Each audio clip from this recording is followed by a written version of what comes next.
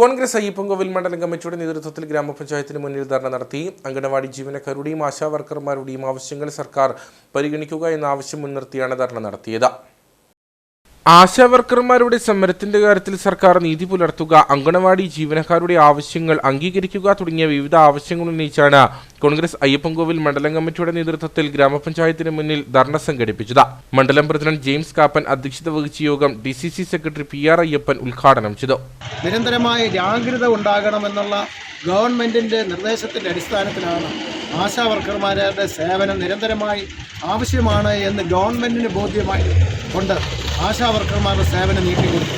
ഇപ്പം 2005 കഴിഞ്ഞ് എത്രയോ വർഷമായി ആദ്യം ഈ ആശാവർക്കർമാരെ കേരളത്തിൽ നിയമിക്കുമ്പോൾ ശ്രീ അച്യുതാനന്ദൻ്റെ നേതൃത്വത്തിലുള്ള ഗവൺമെൻറ്റായിരുന്നു കേരള സംസ്ഥാനത്ത് ഉണ്ടായിരുന്നത്.